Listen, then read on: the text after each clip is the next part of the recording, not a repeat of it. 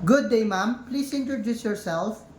Good day, sir. I am Natalie Cole El Manzano. I am 28 years old. I am married and I have three children. I have two girls, ages 10 years old and 2 years old, and one boy, ages 8 years old. I am high school graduate. I live in Anglasawan, Amulong, Cagayan. I have two brothers and I'm the eldest in the family. Thank you, sir. How would you describe yourself? I am cheerful, honest, and hardworking person. I can work under pressure with less supervision. I love to learn new things and I can follow employer's instruction. I love cooking and exploring dishes. I do cooking at my home. As a mother, I am loving and patient to my children. I always teach them how to be respectful and kind all the times. Why do you want to apply abroad? I want to work abroad to support my family and give them a better future. Do you have work experience abroad? Yes, sir. My work experience is a domestic helper in Hong Kong for 2 years. I served two couples and three children, ages 21 years old, 18 years old, and 6 years old. My duties and responsibilities there are taking care of the kid, sending him to school, and also I do the household chores like cleaning, washing the clothes, cooking, and marketing. Are you willing to take care of small children, newborn baby, or elderly person abroad? Yes, sir. How will you take care of naughty children and children with temper tantrums? How about the newborn babies crying at night? I will be attentive and patient to the children. And if the baby is crying at night, I will check maybe the baby is hungry and I will feed her with milk.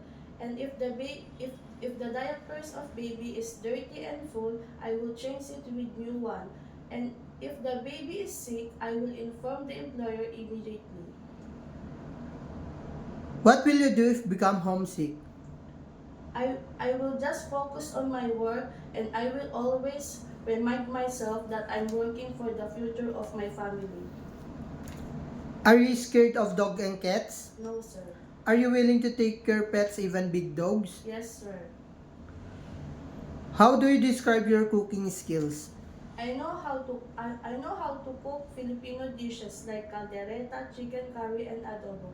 And also I'm willing to learn how to cook my employer's dishes.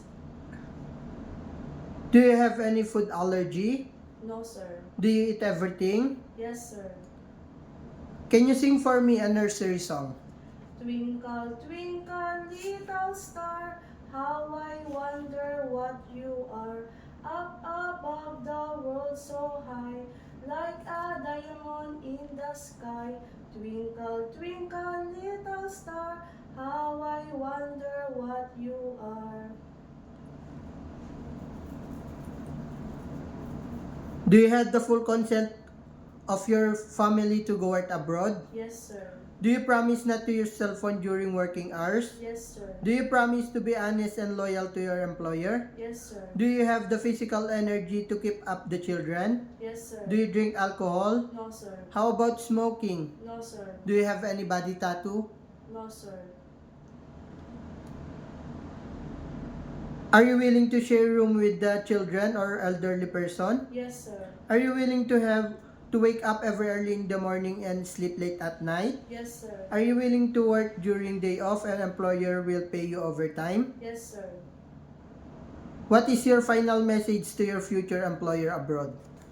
Mom and sir, if you will hire me, I will make my job well done, and I promise to you to be kind and honest always. Thank you, mom and sir.